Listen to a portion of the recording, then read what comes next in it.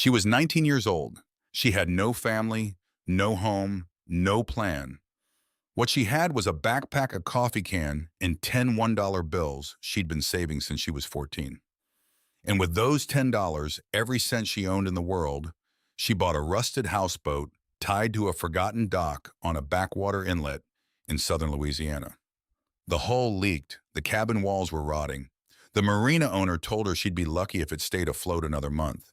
But what nobody knew, not the marina owner, not the man who sold it to her, not even the people in the small bayou town who would soon come to love her, was that below the deck of that old houseboat, hidden inside a wooden chest that had not been opened in over 30 years, was something that would not only change her life, it would rewrite everything she thought she knew about her own family, about the father who had gone silent for 8 years before he died, about the uncle she never knew existed, and about a stranger who had been quietly watching over her from 1,000 miles away since the day she was born. This is the story of Wren Callahan and the $10 that bought her more than a boat. It bought her a name. The sun was going down over the bayou when she got there. Late October, the air thick, the kind of warm that sits on your skin like a damp cotton sheet. She was 19 years old. She was carrying everything she owned in a backpack and a duffel bag. And in her right hand, she held a coffee can, a red Folgers can, the label half peeled off from being handled too much. Inside the can, 10 $1 bills, folded twice, rubber banded together. That was her life savings. $10. Her name was Wren Callahan, and she had come a long way to stand on this dock. A man was waiting for her, a man she had never met. Big shoulders, red beard going gray, standing beside a Ford F-25. Oh, that looked like it had been backed into more than one tree. He raised a hand when he saw her step off the bus. She walked toward him. She didn't say anything yet, because she didn't know what to say, because her throat had felt closed up for 3 weeks now.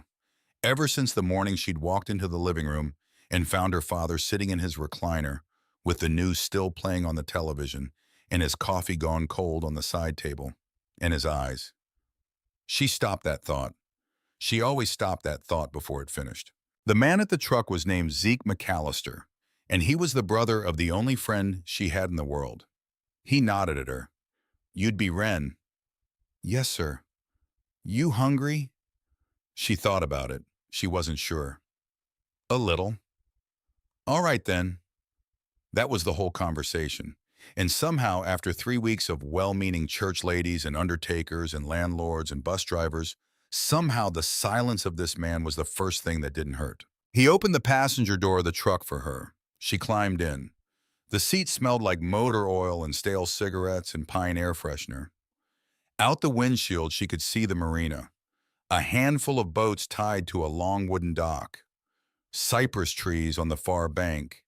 Spanish moss hanging down in long gray curtains. The water dark and slow and patient. And at the very end of the dock, listing slightly to one side, half lost in the shadow of a willow, there was a houseboat. She didn't know it yet, but that boat was the reason she had come all this way. That boat was about to save her life. Twice. Let me start by telling you about her mother. Because to understand Wren Callahan, you have to understand what she lost first. Eleanor Callahan was a Sunday school teacher, the Baptist kind. The kind who kept butterscotch candies in her purse for the children who got fidgety during the long sermons. She had a soft voice. She had hands that always smelled faintly of lemon dish soap. And she had a folder. The folder was kept in the top drawer of the kitchen beneath the silverware tray. In that folder, she saved every single drawing her daughter ever made, specifically the boats. Because from the time Wren was old enough to hold a crayon, she only drew one thing.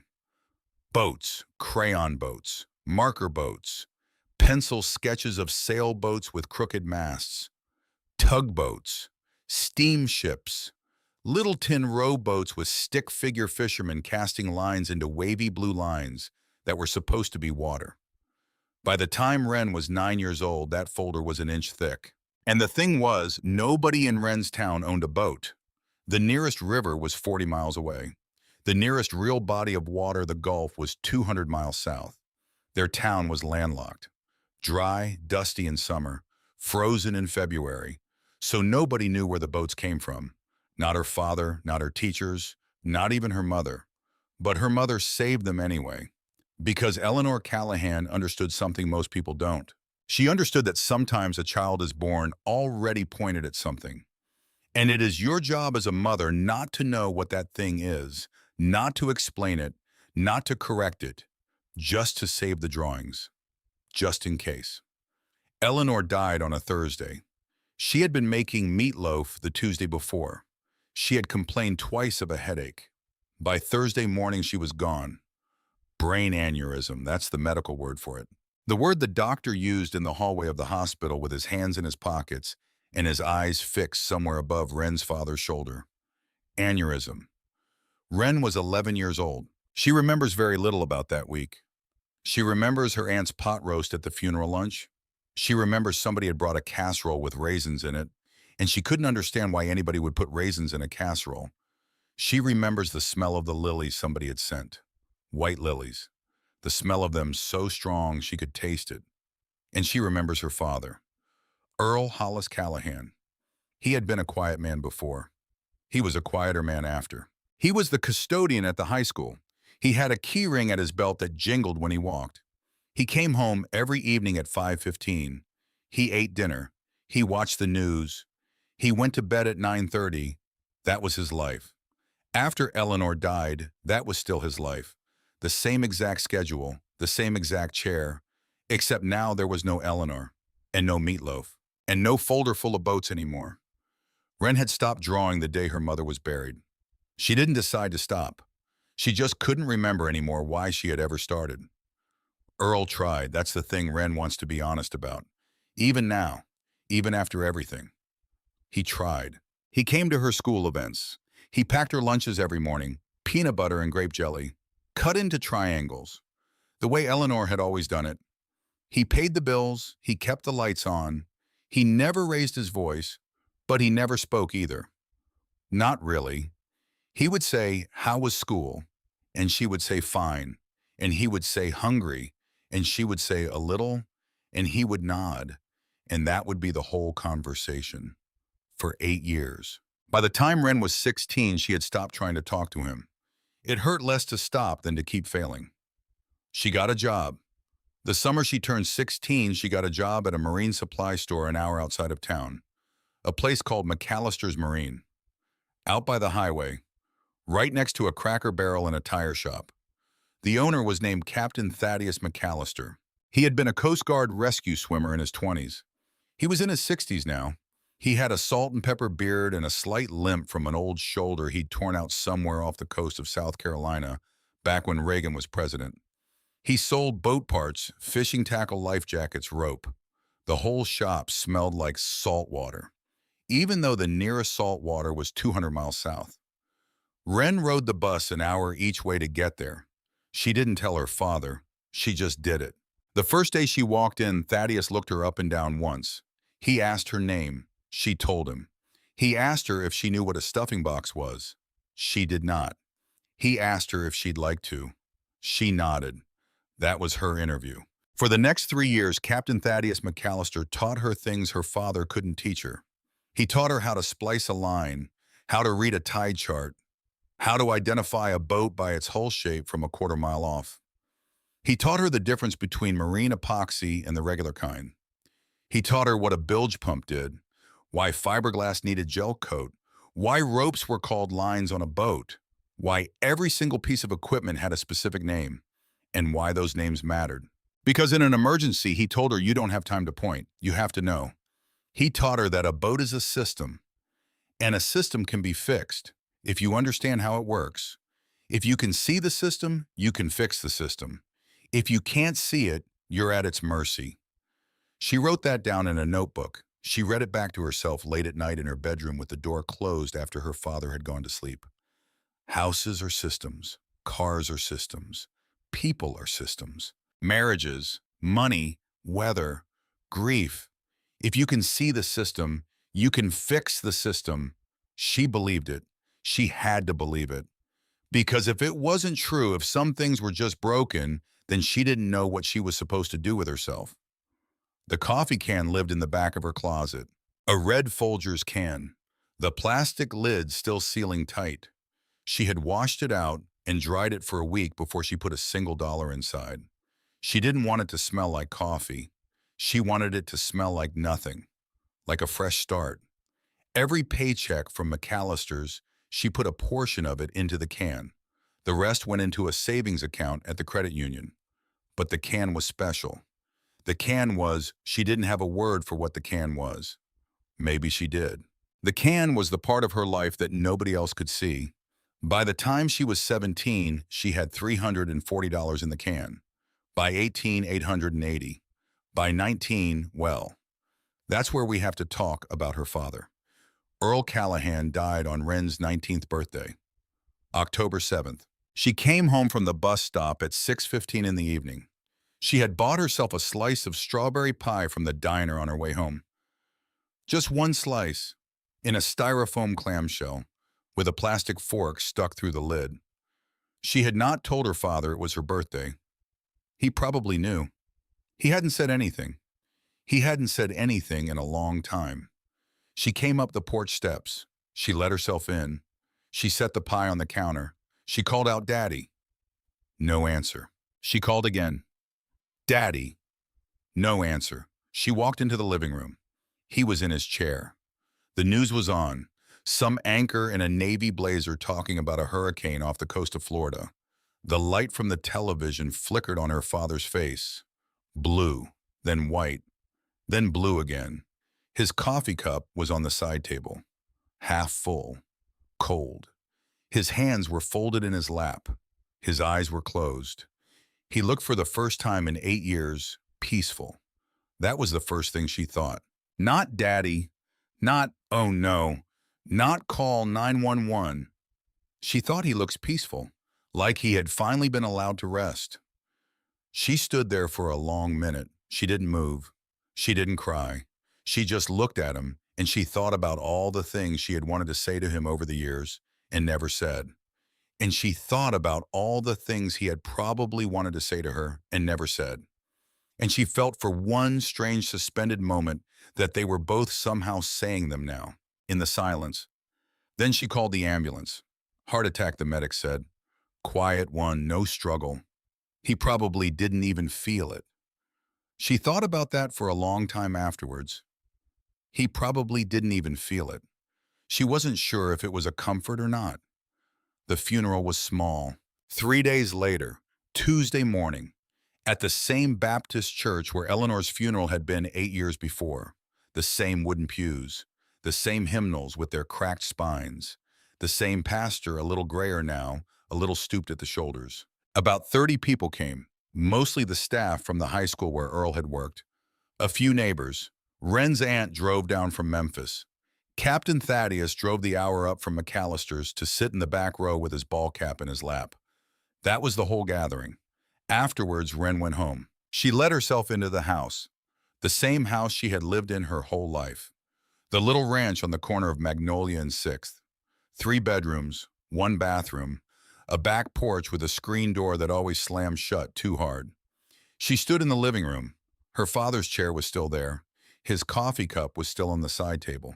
Somebody had washed it out. She didn't know who.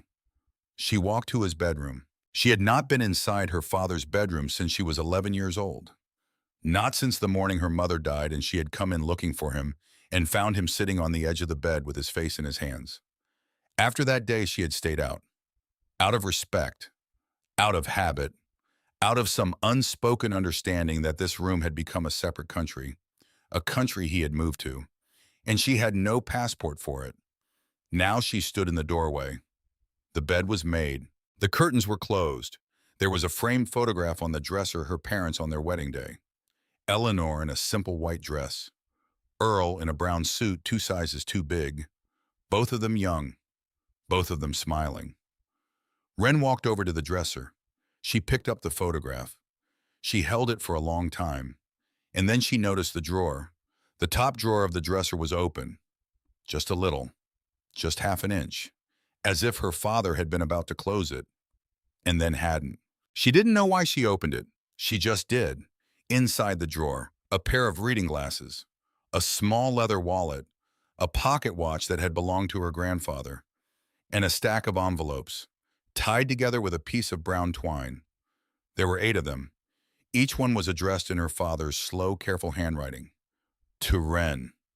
Her name, just her name. No address, no stamp. She sat down on the edge of the bed. She untied the twine. She opened the first envelope.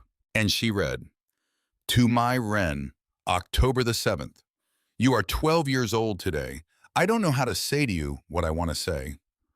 I have been trying for a year now. Since your mother.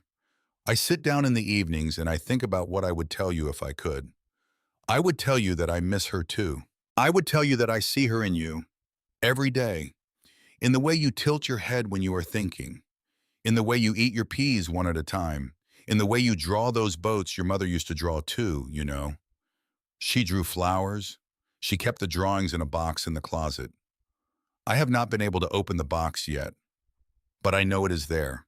I would tell you that I am sorry. I am sorry that I have gone quiet.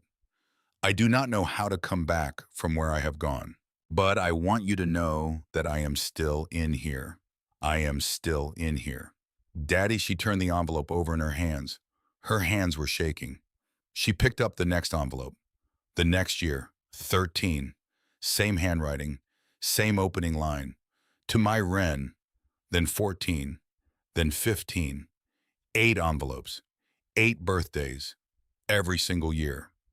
Since her mother died, her father had sat down. He had written her a letter. He had put it in an envelope. He had addressed it to her. And he had never given it to her. He had put it in the drawer. And he had closed the drawer. She read every single one. It took her 2 hours. She read them slowly. She read them with her hand pressed over her mouth. She read them with the early evening light slowly fading through the window beside the bed. The letters were not long. Each one was maybe a page, sometimes only a paragraph. But in those pages, her father, who had not spoken more than 4 sentences to her in a row in 8 years, her father had said everything. He had told her he was proud of her grades. He had told her he had watched her from the kitchen window when she didn't know he was watching, walking to the bus stop in her work uniform, her hair in a braid, her face set, going off to do a thing he could not have ever imagined doing himself. He had told her that he saw the coffee can on the closet shelf. He had seen her counting the bills late at night when she thought he was asleep. He had told her he was saving too. He had told her he wanted to give her something when she was ready to leave. He had told her he didn't know how to talk to her anymore. He had told her he loved her 8 times in 8 different ways. He had told her he loved her. The last letter was dated 3 weeks ago. It said, To my Wren, you are about to be 19 years old. I have been writing these letters every year. I'm going to give them to you this year. I have decided. I do not know how I will give them to you. I do not know what I will say when I do, but I am going to. I want you to know before it is too late. I tried. I did not know how, but I tried, Daddy. She set the last letter down on the bed. She did not cry yet. She sat there in the fading light with 8 envelopes in her lap. And she understood something. She understood that her father had not been silent because he didn't love her. Her father had been silent because he didn't know how to love her without her mother to translate. Eleanor had been the bridge. When the bridge was gone, he had stood on his side of the river, and she had stood on hers, and they had waved at each other across the water for 8 years, and he had been writing letters the whole time, and he had been about to send them. He had been about to send them. She tied the envelopes back up with the twine. She held them against her chest. And then she cried. The landlord came on the Monday after the funeral. His name was Mr. Berkeley. He owned 3 houses in town. He rented them to people who paid on time and did not complain. He was not unkind about it. He told her she had 2 weeks. His daughter, he said, needed the house. The rent was paid through the end of the month. That was the best he could do. Wren nodded. She had been expecting it. She packed her father's things into boxes for goodwill. She kept his wool fishing sweater. She kept the wedding photograph. She kept the 8 envelopes tied with twine wrapped in a clean handkerchief placed at the bottom of her duffel bag where they would be safe. She put her own things into a backpack. That was everything she owned. A backpack, a duffel bag, a coffee can with $1,128 in it. She had been saving since she was 14. She had nothing else. The Wednesday before her 2 weeks were up, she got on the bus. She did not know exactly where she was going. She knew she was going south. Captain Thaddeus had given her his brother's phone number. The brother was named Ezekiel Zeke. Zeke ran a marine repair shop on a backwater inlet outside of Houma, Louisiana. Thaddeus had said more than once over the past 3 years that if Wren ever wanted to learn boats from the inside out, his brother was the man to teach her. She had never planned to take him up on it, but now there was nothing else to plan toward. The bus ride was long. Mississippi rolled into Louisiana. The land flattened. The air thickened. The trees changed the oaks, giving way to cypress and tupelo, their roots standing in dark water like the legs of patient animals. Spanish moss hung from the branches in long gray curtains. Wren watched it through the bus window with the kind of attention she gave to anything she was trying to memorize. This was a place she had never been, but it felt somehow like a place she had always known about. The way you know the shape of a word in a language you don't speak. She arrived in Houma at dusk. The bus station was a small concrete building beside a gas station. Zeke was waiting for her in the parking lot. Standing beside that beat-up Ford F-25, red beard going gray, big shoulders. The kind of man who didn't move much when he stood, like he had taught himself early in life not to take up more space than necessary. He raised a hand when he saw her. She walked over. He drove with one hand on the wheel and one elbow out the window. He did not turn on the radio. He let the warm, wet evening air do most of the talking. After about 15 minutes, he cleared his throat. "Thad called me about you." "Yes, sir." "He said you were good with engines." "He's being generous." "Thaddeus is never generous." Wren did not know what to say to that, so she did not say anything. They drove another 5 minutes in silence. Then Zeke said, "There is something I want to show you." She looked at him. "A boat?" "A boat. It belonged to a man." She waited. "His name was Augustus Thibault. Folks called him Gus. He died last year." She nodded slowly. "I have been waiting." He stopped. Then he started again. "I have been holding on to that boat. I haven't sold it. I could have sold it for parts months ago, but I haven't. I had a feeling." He glanced at her. He looked back at the road. "I have been waiting for somebody to come along that needed it." Wren felt something move in her chest. She did not know what to call the feeling. She would not know what to call it for a long time, but it was the feeling of a key beginning to turn, in a lock she did not know was there. They arrived at the marina just before sundown. It was not really a marina. It was a wide-roofed wooden building with one side open to the water, a workbench along the back wall, a wood stove, a coffee pot on the wood stove, outboard motors in various states of disassembly, the smell of two-stroke oil and old wood and salt water that wasn't quite salt water because this was brackish bayou water, fresh and salt at the same time. A dock extended out into the dark, slow water. A handful of boats were tied along the dock. A fishing skiff, a cabin cruiser with weed-streaked sides, an aluminum john boat, and at the end of the dock, half in the shadow of the willow, was the houseboat. Zeke pointed. "There she is." Wren walked down the dock. The boards creaked under her feet. She did not hurry. She looked at the boat as she approached. About 30 feet long, steel hull. White originally, now mostly rust. Patches of bare metal showing through where the paint had failed completely. The cabin on top was a flat-roofed wooden structure with peeling turquoise paint. 2 small windows on each side. A weathered wooden door facing the dock. An old life ring hung crooked on the railing. The rope rotted but still attached. The whole boat sat low in the water, weighted with whatever was inside it, whatever water had seeped in through the hull over the decades. But Wren stopped at the end of the dock. She could see the lines. She could see what the boat had been. The hull was steel, which meant it could be patched, sanded, repainted. The cabin was wood, which meant it could be replaced board by board. The shape was good, low, stable, designed for slow water, designed for floating, not racing. It was the kind of boat that didn't need to go anywhere, because it was already where it was supposed to be. She turned to Zeke. How much? Zeke scratched his beard. Gus owed back fees on the slip. Marina was going to sell her for scrap. I told him I would hold her. How much? $10. Ren stared at him. $10. Even. She felt the coffee can in her backpack. She did not move for a long second. Then she set the duffel bag down on the dock. She unzipped the side pocket of the backpack. She took out the Folgers can. She opened the plastic lid. She counted out 10 $1 bills. She held them out to him. Zeke looked at the money. He looked at her. He did not reach for the money right away. His hand, when it finally moved his hand, was shaking. Just a little. Just at the very edges of his fingers. She saw it. She didn't say anything, but she saw it. He took the $10. He folded the bills in half. He put them in his shirt pocket. He looked out at the water for a long time, and then he said very quietly, Gus told me what to do. Ren waited.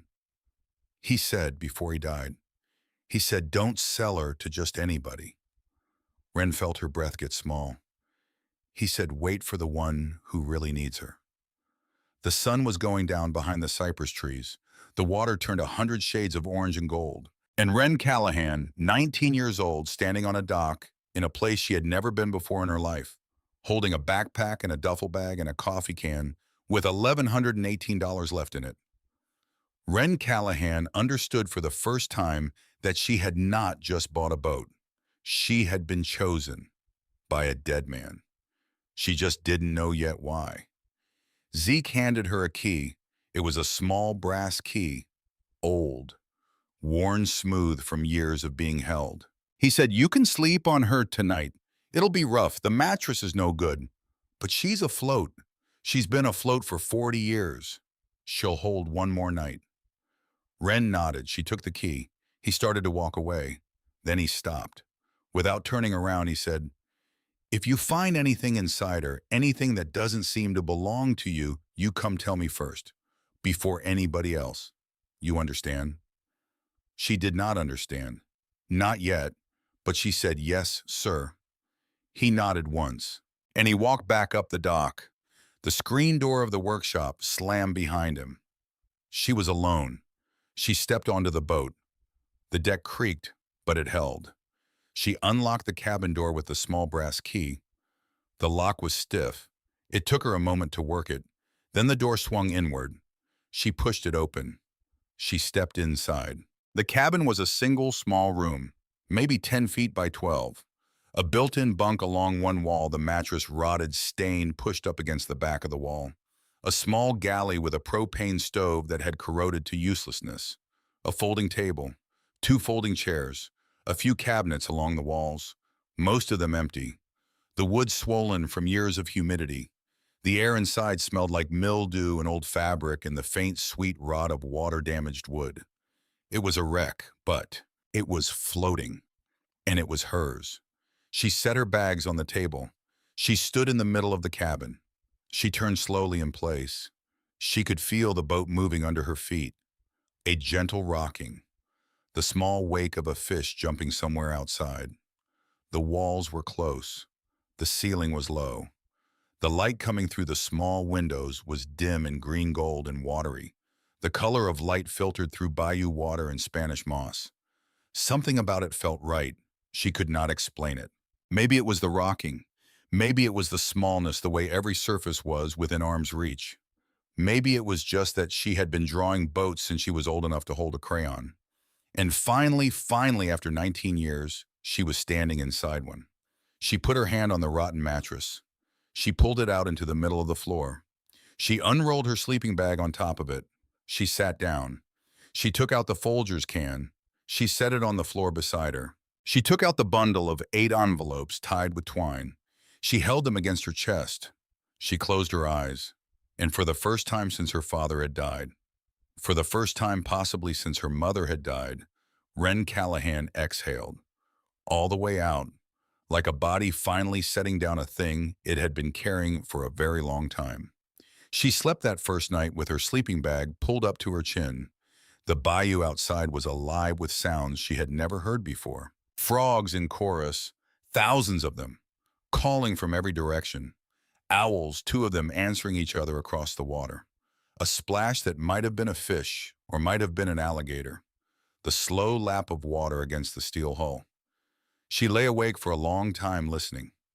At first, she was afraid. She had grown up in a landlocked town in central Mississippi.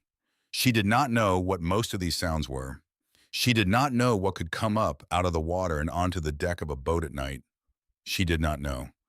But after about an hour of lying there listening, something shifted. The fear quieted. The boat rocked her very gently, and she stopped feeling afraid. She started feeling held. She did not have a word for it then. She has a word for it now. It was the feeling of being where she belonged, for the first time in her entire life. She woke at dawn. Zeke was already on the dock. He had brought coffee in 2 paper cups. He had brought a bag of beignets from a place down the road. He set them on a workbench inside the open shed, and he waved her over. She climbed off the boat. She walked across the dock. She took the coffee. She took a beignet. The powdered sugar fell down the front of her shirt, and she didn't brush it off. Zeke handed her a notebook. It was a small notebook, spiral-bound, cheap, from a drugstore. "What's this?" "It's a list. A list. Of everything that needs to be done to her to make her right again." Wren opened the notebook. The first page was full of Zeke's careful printing, in pencil, bullet points down the side, hole patching, sanding, repainting, cabin gutting, plumbing replacement, electrical replacement, propane system replacement, bilge pump rebuild, bilge inspection, on and on. 2 pages. She looked up at him. "It's a 6-month job," he said. "If you do it right, maybe longer." She nodded. "Where do I start?" "The bilge." She blinked. "The bilge. It's the lowest part of the boat, the space under the cabin floor, where water collects, where rot starts, where everything you can't see lives." He looked at her. "You start where you can't see. Always. That's the only way to fix anything." She went back onto the boat with the notebook in her hand. She knelt down on the cabin floor. She found the hatch. It was a simple square hatch with a brass ring set into the floor. She pulled the ring. The hatch lifted. She shined her phone flashlight down into the space below. The bilge was full of dark water, about 6 inches deep, the color of strong tea. Floating in it a few leaves, a bottle cap, the skeleton of something small and unidentifiable, possibly a frog. She did not flinch. She had been trained. She knew what to do. She got a bucket from Zeke's workshop. She got the empty Folgers can from her duffel bag. She set the bucket on the cabin floor next to the open hatch. She knelt down. She scooped, 1 can of water at a time, out of the bilge, into the bucket. She dumped the bucket overboard whenever it got too heavy. She did this for 2 hours. Her back ached, her knees ached, her shoulders ached. The water she was scooping smelled like things she didn't want to think about. But she kept going. Because Captain Thaddeus McAllister had taught her, if you can see the system, you can fix the system. And the only way to see a bilge was to empty it. By 10 o'clock in the morning, the bilge was almost dry. She wiped her forehead with the back of her wrist. She picked up the phone flashlight one more time. She shined it down, and she saw it.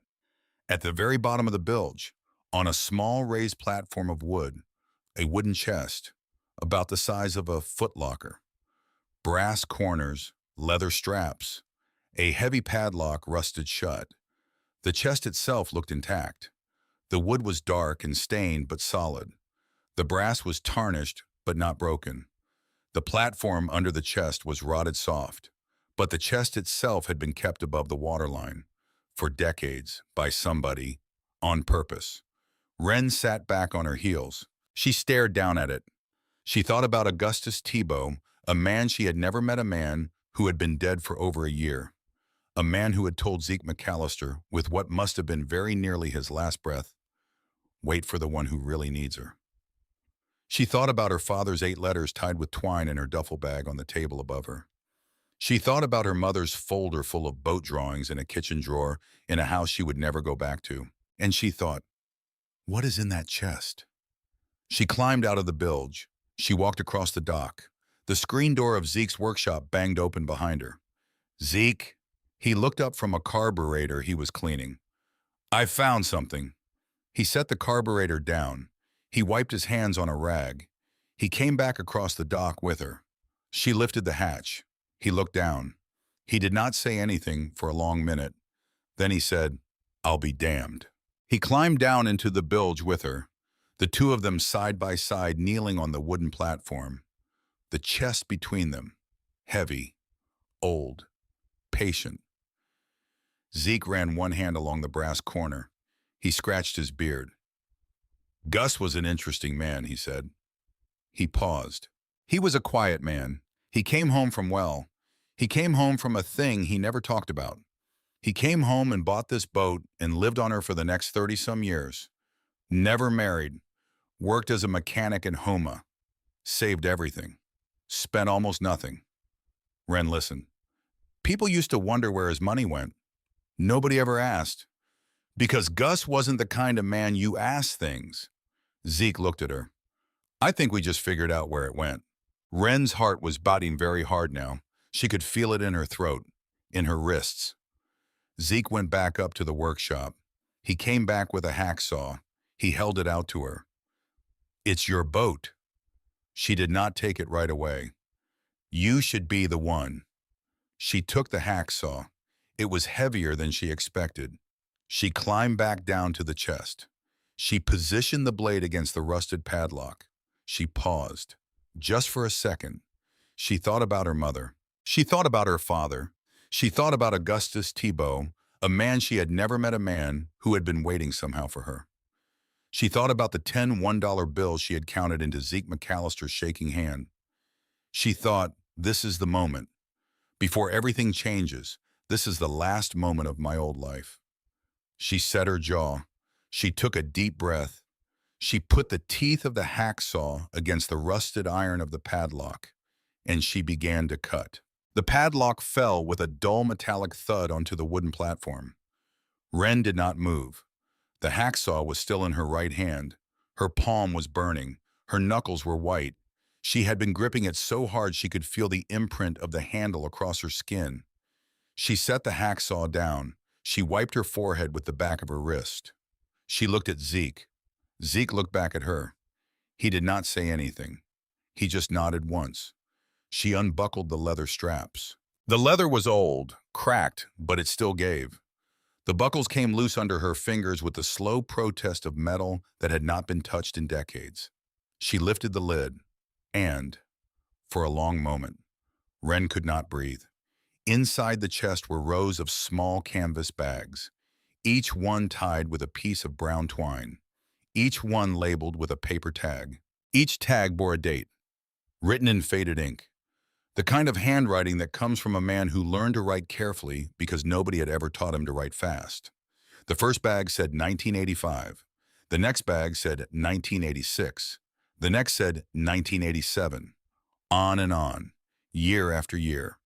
A canvas bag for every year. A handful of years missing. 1991 was gone. 1998 was gone. But almost every other year was there. All the way to 2018. 34 canvas bags. In a chest under a houseboat. In a bayou. In Louisiana. That had not been opened in over 30 years. Ren reached in. She lifted one bag. It was heavier than she expected. She untied the twine. She opened the mouth of the bag. Coins, old silver coins, Walking Liberty $50, Morgan dollars, Mercury dimes, packed tightly inside the canvas, the dull glint of silver under the cabin light, the smell of metal and time and oil. She lifted another bag. Bills, old paper money folded in half, held with a rubber band that crumbled the moment she touched it. She lifted a third, a mix, a fourth, only quarters, a fifth, only dimes. She lifted every single bag, one after the other, with Zeke kneeling silent beside her. neither of them saying a word. Beneath the last bag, at the very bottom of the chest, there was a folded American flag, a small triangular fold, the white stars on blue, crisp, untouched, the way they fold a flag at a military funeral, the way they hand it to a widow. Except there had been no widow. Beside the flag, a sealed envelope. Wren picked up the envelope with both hands. It was thick. The paper was yellowed. The handwriting on the front was the same handwriting that had labeled all the bags. It said, "To whoever finds this." She looked at Zeke. Zeke's eyes were wet. He turned his face away, just for a second. When he turned back, his eyes were dry again. He had pulled himself together in the way that men of a certain generation pull themselves together. With a small tightening of the jaw, with a slow nod. He said, "Open it." She opened it. She read it aloud. Her voice was low, steady, the voice of someone reading the words of a stranger who somehow was not a stranger. "My name is Augustus Thibault. I was born in Cocodrie, Louisiana in 1962. I served in the United States Marine Corps from 1981 to 1985. I was deployed to Beirut, Lebanon in 1983. I came home with a head full of things I could not put down, and the only place I could put them down was on this boat, on this water, where it was quiet enough to think and small enough to handle. I bought this boat in 1985 for $400. I have lived on her ever since. Every year, I saved what I could in a bag with that year written on it. There were years I could not save anything. There were years I could save more. Each bag is what that year would let me give. I do not have family. The men I served with are mostly gone. There is no one to leave this to, so I am leaving it to whoever finds it. If you found this chest, you came onto my boat for a reason. Maybe you needed a place to be. Maybe you were trying to build something. Maybe you were just lost. I was all of those things once. I hope this helps.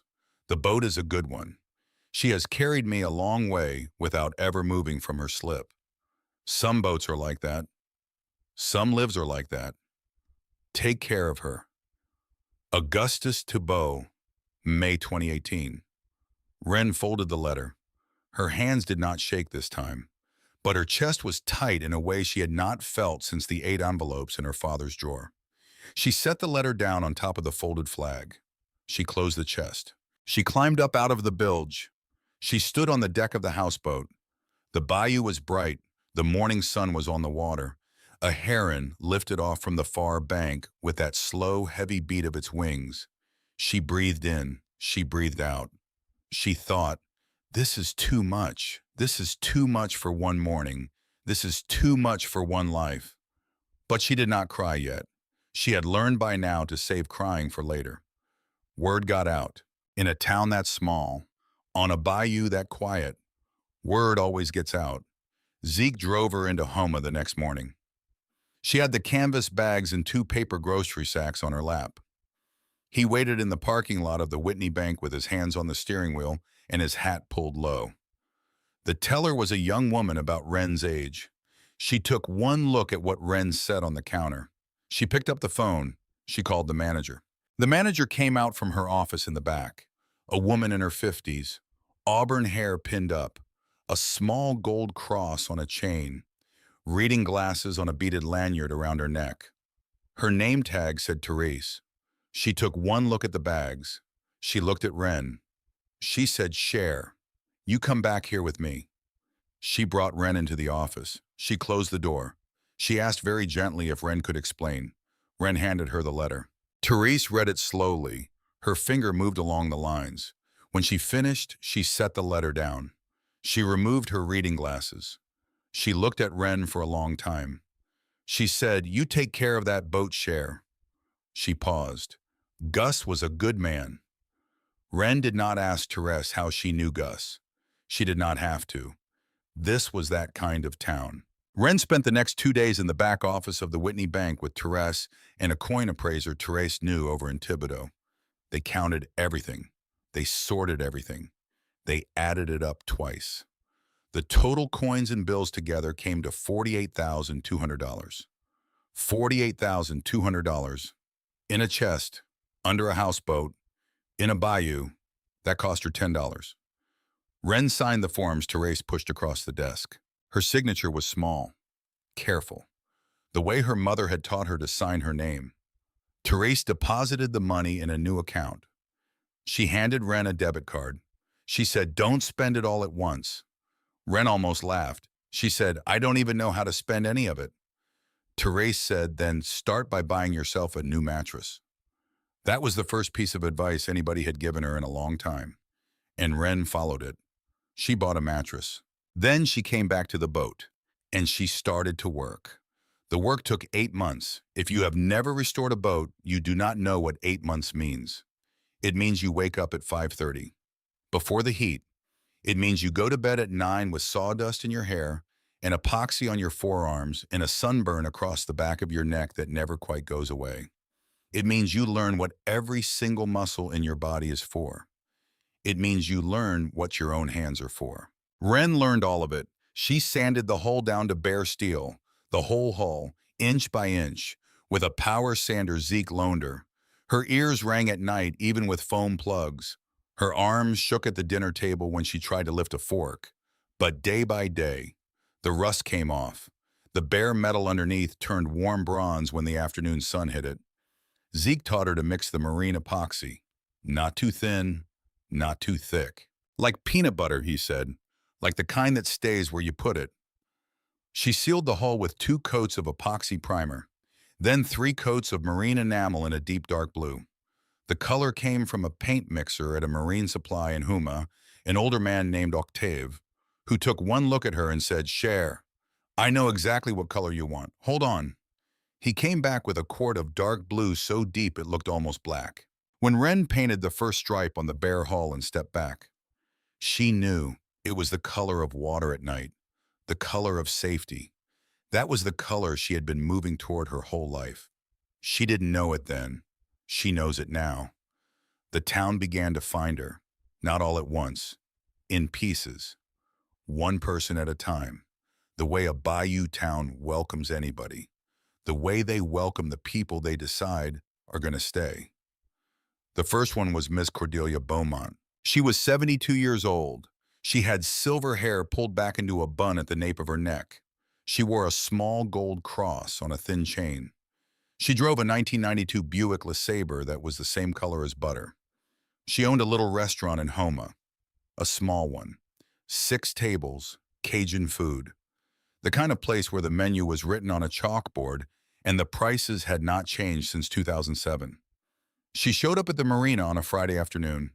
She got out of her Buick. She walked down the dock. She was carrying a mason jar. She knocked on the cabin door. Wren opened the door. She was sweating. She had paint on her forehead. There was sawdust in her braid. Miss Cordelia looked her over. She said, "I brought you supper." Wren said, "I'm sorry. Gumbo, I made it this morning." You eat that tonight. Share. Sit down somewhere quiet. You eat the whole jar." She held out the jar. It was warm in Wren's hands. Wren took it.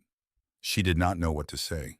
Miss Cordelia just stood there a moment, looking at the boat, looking at the freshly painted hull, the deep blue, the way the paint caught the late afternoon light.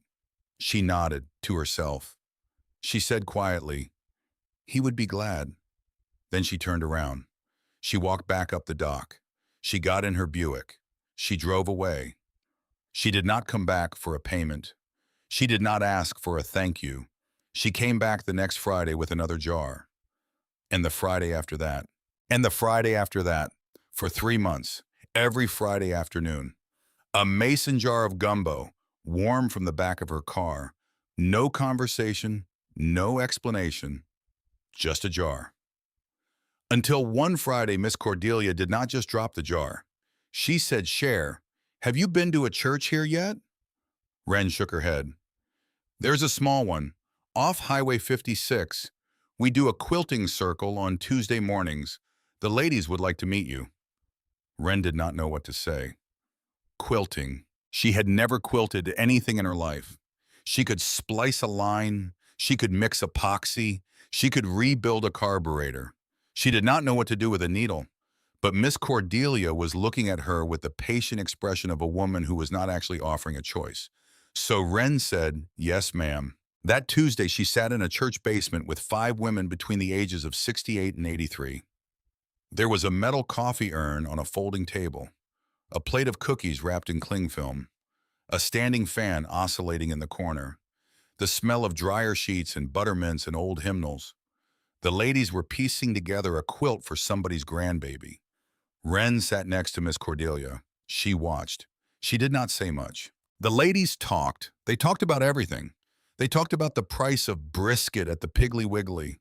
They talked about somebody's grandson who had gotten into LSU on a baseball scholarship. They talked about the weather. They talked about Miss Pearl's hip replacement. They talked about a woman across the river who had let her azaleas die because she was too proud to ask for help with the watering. They did not ask Wren a single question about herself. That Wren understood was a kindness. They were letting her be. At one point, Miss Cordelia handed Wren a needle and a square of cotton. She showed her how to make a running stitch. Wren followed along. Slowly, her stitches were terrible.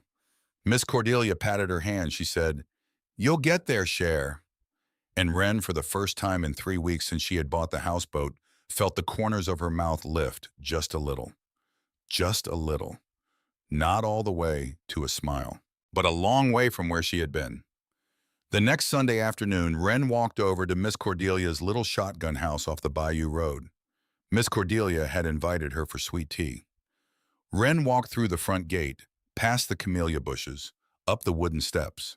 The screen door was unlatched. She knocked anyway. Miss Cordelia called from inside, "Come in, Cher."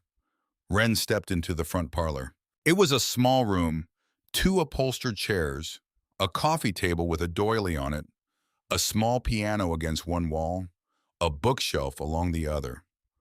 On the bookshelf, picture frames. Wren glanced at them. Just a glance.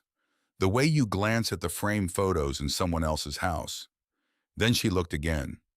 Because one photograph. Second shelf from the top. A black and white photograph. From decades ago. The colors faded, the corners curling slightly.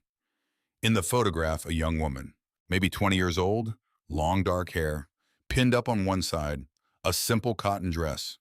She was standing beside a young man in a Marine Corps dress uniform. Tall, lean, a serious mouth. A boy who already had the look of someone who had seen a thing he could not yet name. Wren stepped closer to the bookshelf. She picked up the photograph. Her hands. Her hands. She knew that face. She had seen that face in a letter, in a chest, under a bilge, in a wooden footlocker that had been hidden away for 34 years. She turned around. Miss Cordelia was standing in the doorway with 2 glasses of sweet tea. Wren held up the photograph. She could not get the words out at first. She tried. "Is this?" She tried again. This is Gus." Miss Cordelia did not answer right away. She walked across the room. She set the 2 glasses of sweet tea on the coffee table. She sat down in one of the upholstered chairs. She arranged the hem of her dress. She looked up at Wren, and she said very softly, "Yes, Cher, that is Gus." Wren sat down. She did not let go of the photograph. She said, "And the woman beside him." Miss Cordelia smiled. It was a sad smile, a long sad smile, the kind of smile that has been polished by years of being held in. She said, "That was me." Wren stared at her. She stared at the photograph. She stared at her. She tried to do the math. She could not do the math. She said, "You were the one in the letter." Miss Cordelia tilted her head. "Which letter?" "The letter in the chest. He said there had been a woman. He said the woman did not wait for him." Miss Cordelia closed her eyes. For a long moment she did not say anything. Then she opened her eyes. She said, "Cher. He wrote that, yes, ma'am. He wrote that I did not wait, yes, ma'am." Miss Cordelia made a small sound. It was not a laugh. It was not a sob. It was something between the two. It was the sound of a woman discovering decades too late that she had been misunderstood by the only person in the world whose understanding she had needed. She put her hand to her mouth. She closed her eyes. When she opened them, there were tears. She said, "I waited, Cher, I waited. Ren did not move. Miss Cordelia drew a breath. He came home from Beirut in 1984. After that barracks, the bombing. You know about that? Ren did not. She would learn. He came home. He got off the bus in Homa. I was at the station. I had been at every bus station for weeks. Every time the Greyhound came in, I was there. She paused. He saw me from the steps of the bus. He saw me. He had his duffel on his shoulder. He had this look on his face, Cher, like a man who had been underwater for a year and had just come up for air and could not remember how to breathe yet. She wiped her cheek with the back of her hand. He walked past me. Ren said, he walked past you. He did not see me. I mean, he saw me. He looked at me. He recognized me. And then he kept walking past me, out into the parking lot, down the road. He walked for 2 miles to his cousin's house. He never came to my door. She shook her head. I went to him. I went the next day. He was sitting on the porch. He looked at me. He said, Cordy, I cannot. I am not who I was. She paused again. I said I do not care who you were. I only care who you are. She looked at Ren. He said, Cordy, I cannot bring this into your house. I cannot bring this near you. Please. Ren felt her throat close. Miss Cordelia said, I waited. I waited for him to change his mind. I never married. I never moved. I stayed in this town, right here, in this same little shotgun house, for 35 years. I waited. She gave a small, tired smile. And every single Sunday, he would walk past my house. On his way back from the early service at the Catholic Church on St. Charles, he would walk past my house. He would slow down. He would touch his hat. He would never stop. She looked at the photograph in Ren's hand. She said, some wounds share. Some wounds a man does not let you near, not because he doesn't love you, because he loves you too much. Ren could not speak. She handed the photograph back across the table with both hands. Miss Cordelia took it. She held it against her chest. She said, I am glad you came, Cher. I am glad somebody finally came onto that boat. And Ren, who had not cried yet, who had been saving it, who had been holding it back for weeks, Ren put her face in her hands, and she let go. The work on the boat continued. It had to. There is something about grief that demands work, demands movement, demands the rhythm of a hammer, or the hum of a sander, or the slow, careful brush of marine enamel against bare steel. Ren worked. She rebuilt the walls of the cabin with marine plywood and cedar siding. She added 2 new windows on each side, larger, so the light would come in better. She rebuilt the roof. She added a small skylight in the center, so a beam of sun would fall on the new table she was going to build. She tore out the corroded propane stove. She installed a new one, properly vented this time, with a regulator and a shut-off valve and a carbon monoxide detector on the cabin ceiling. She replaced all the wiring with marine-grade cable, color-coded, the way Captain Thaddeus had taught her. She added a solar panel on the roof, a small one. It was enough. She built furniture from cedar and pine, a built-in bench that doubled as storage, a drop-leaf table that folded against the wall when not in use, a bed in the bow that fit her exactly, with drawers underneath for clothes, bookshelves built into every available wall space. Because she was going to fill the boat with books, she kept Gus's chest. She cleaned the brass corners. She oiled the leather straps. She placed it under the bed where she could see it when she made the bed in the morning. Inside the chest, she kept the folded American flag and the letter and one empty canvas bag from 1985, the year Gus had bought the boat.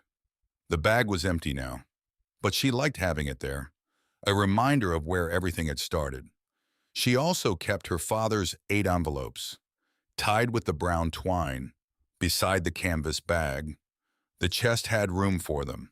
The chest had been waiting for them. The community kept arriving. Ren made a friend named Remy Fontaine, a craw fisherman in his 50s, skinny as a fence post, a laugh like a dog barking. He showed up at her dock one morning with a sack of chicken necks and told her she was going to learn to bait a trap or starve. She learned. Within a month, she had crawfish whenever she wanted them. She boiled them in a big pot on her new propane stove with cayenne and lemon and the cold beer Zeke sometimes brought down to the dock at the end of a long workday. She ate them sitting on the deck of the houseboat, watching the sun come up over the cypresses, sometimes alone, sometimes with Zeke, sometimes with Miss Cordelia. But the friend Wren did not expect was Captain Silas Doucet. He was 83 years old. He was a retired tugboat captain. He had run boats on the Intracoastal Waterway since he was 19. He had known Gus since they were both boys in Cocodrie. He showed up at her dock on a Sunday afternoon. He stood at the end of the dock for a long time. He just stood there, looking at the boat. Wren came out onto the deck. She wiped her hands on a rag. She said, "Can I help you, sir?" He turned his head slowly. He had a face like an old leather glove, lines everywhere, eyes the color of bayou water, that strange mixed color of green and brown and sometimes blue. He said he would be happy. She said, "I'm sorry, Gus?" He paused. He used to say this boat has more in her than people give her credit for. He nodded at the deep blue hull. Same way he used to feel about himself, I expect. He came back the next Sunday, and the Sunday after that. He did not always talk. Sometimes he just sat on the dock with his pipe and watched the herons. But when he did talk, he talked about Gus. He told her about the dog Gus had named Dauphin, who had lived on the boat with him for 14 years, who was buried in the cypress grove behind the marina under a small wooden marker. He told her about the war Gus did not talk about. The barracks bombing in 1983, 241 Marines killed in a single morning. Gus had been 17 days into a 6-month deployment. He had been in the building. He had walked out of it. Almost nobody who had been on Gus's floor walked out. Silas told her about the way Gus had been in the months after he came home, how he could not sleep with a roof over his head, how he had bought the houseboat because the only place he could close his eyes was on the water. Silas told her he was the best man I ever knew. He just could not be near people anymore. Not the way they wanted to be near him. He paused. There was only one person he kept watching for, from a distance. He did not say her name. Wren did not need him to. She wrote some of it down, in a small notebook she kept in the drawer beneath her bed. Beside the empty 1985 canvas bag, beside her father's 8 envelopes, beside Gus's letter.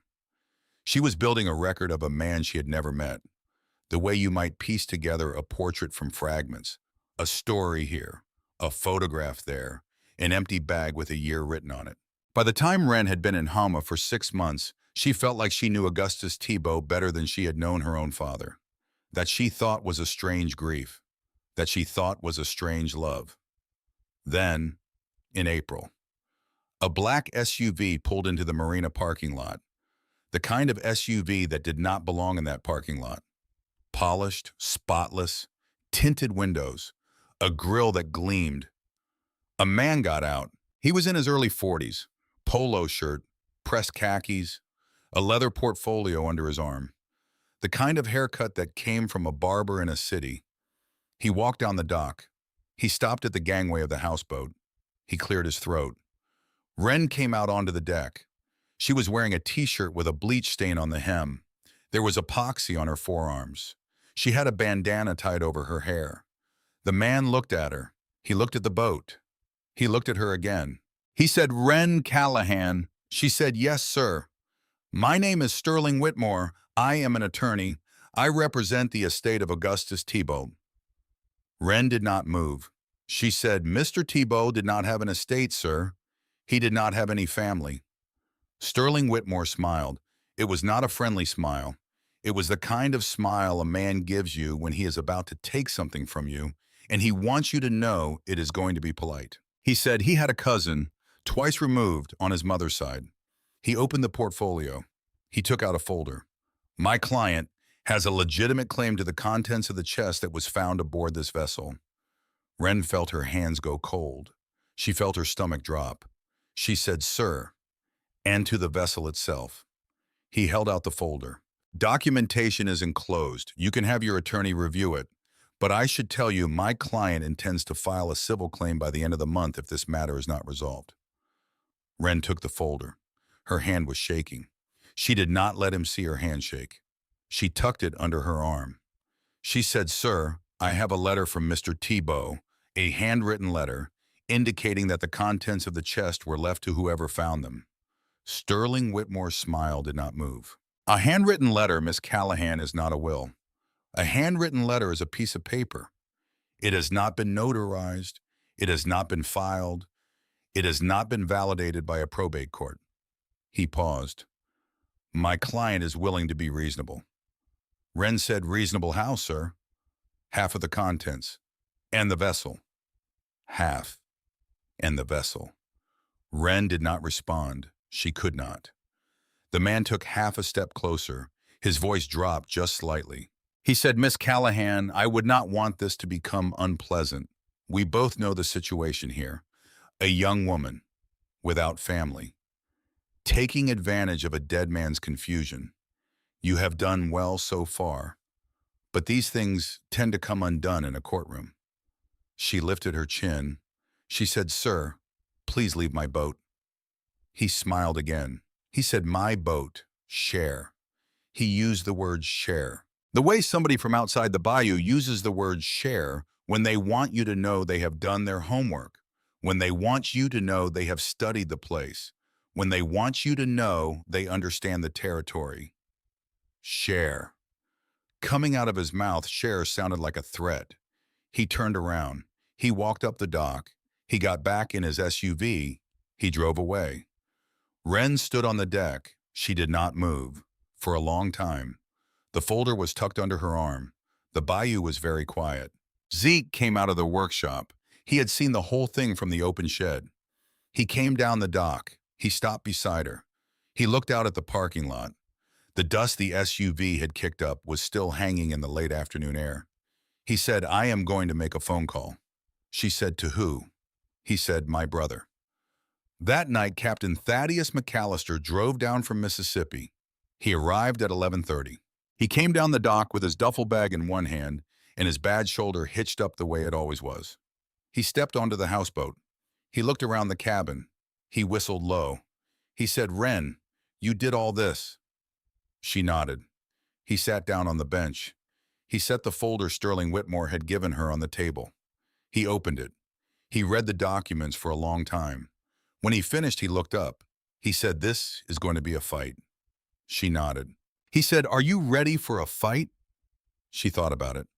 She thought about her mother, her father, the 8 envelopes in the chest, the empty canvas bag from 1985, the deep dark blue hull, the cypresses, the herons, Miss Cordelia in the doorway with 2 glasses of sweet tea, Captain Silas with his pipe, Zeke's shaking hand the day he had counted her $10. She thought, "I have nothing else. This is what I have." She said, "Yes, sir, I am ready." He nodded once. He said, "All right, then let's get to work." 2 weeks passed. The lawyer Thaddeus had hired a no-nonsense woman in her 60s named Marguerite Boucher, who worked out of a small office above the hardware store in Thibodaux, began the slow process of building a case. Wren's money was placed in a restricted account while the matter was pending. She could not touch it. She did not need to. She had been living on what little remained in the coffee can in the small amount she made working part-time in Zeke's shop. She did not mind. She was used to small. She slept on her new mattress in the bow of the boat. She woke at 5:30. She worked. She read at night by the light of a small lamp connected to her solar panel battery bank. She was reading Joseph Conrad. She was reading Moby Dick, her mother's old copy. The pages soft, the spine creased, the notes Eleanor had made in pencil along the margins still legible after 20 years. She was reading these books because the silence on the bayou at night was so deep, it felt like she could fall into it. And reading the words other people had written kept her tethered. It was a Thursday in May. A storm was coming. She could feel it in her shoulders, in the way the air had thickened, the way the heat had stopped moving. She was alone on the boat. She had been straightening up the cabin, moving things from one shelf to another, checking that the windows were latched. She moved her bed. It was the bed in the bow, built into the curve of the cabin, with drawers built in beneath it. She moved the mattress aside to check the planking underneath. It was something Captain Thaddeus had always taught her. Check the bones, check what you cannot see. She lifted one of the cedar planks. It was a plank she had laid in herself. She remembered fitting it. She lifted it, and behind the plank, in a small hollow she had not made, in a small hollow that had been there before, that had been there for a very long time, there was a notebook, leather-bound, worn, wrapped in waxed canvas to keep out the damp. She lifted it out. Her hands. She sat down on the bed. She opened the notebook. It was a journal, in the same careful handwriting, the same handwriting from the letter, the same handwriting from the canvas bag tags, Augustus Thibault's handwriting. She read the first page, she read the second, she read the third, and then she got to one entry. October 23rd, 1983, Beirut. He had been there. She read. We took on the dawn watch, the four of us, Callahan, Romano, Tomlin, and me. They had a hot breakfast in the galley. I had not yet gone down. I was still on the road in front of the building, talking to Callahan. He was Mississippi. He was 19. He had a girl back home. He had a baby brother in Mississippi. He was telling me about his baby brother. Then I heard the truck. I did not see it at first. The driver had broken through the wire. He had come fast. We had only a few seconds. I froze. I want to say I moved. I did not move. I froze. The way a man freezes when he sees a thing that does not fit. The way you freeze when the dream changes. Callahan did not freeze. Callahan grabbed me.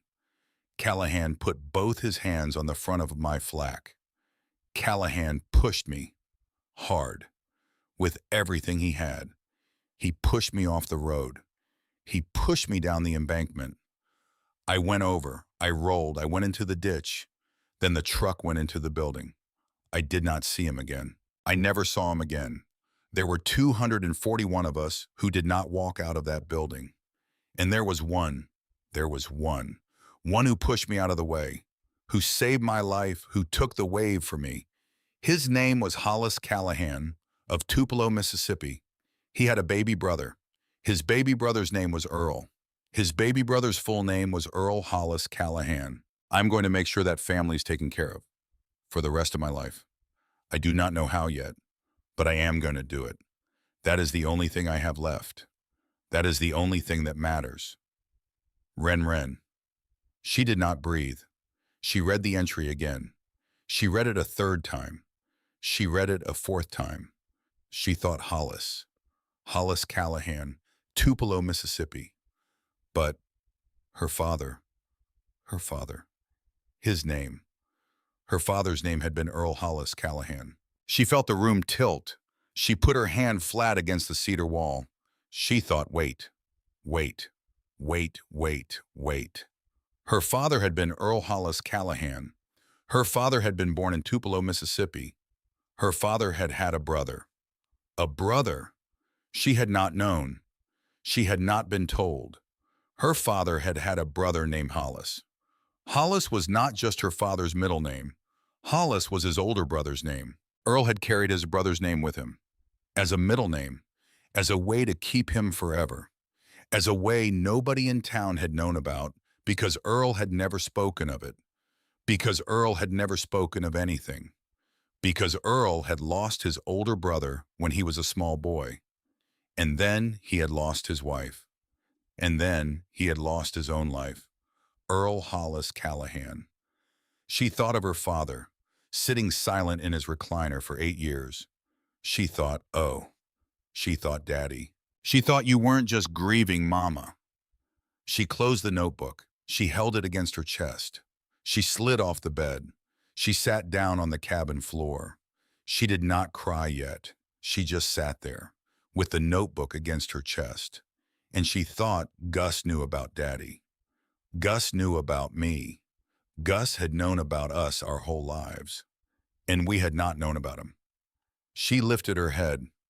She looked at the chest under the bed, the chest with 34 canvas bags inside, the chest with the folded flag, the chest with her father's 8 envelopes she had placed inside it.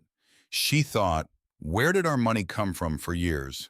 Every November, there had been a small envelope in her father's mailbox. She had asked her mother about it once. Her mother had said, your father gets a little something from somebody back home, from a man he used to know. A man he used to know. A man. Wren stood up. She walked to the chest. She knelt down. She lifted the chest out from under the bed. She opened it. She lifted out the bags, one by one, until the chest was empty. She ran her fingers along the bottom panel. She felt for a seam. She found one, a thin seam, almost invisible, along the back edge of the chest.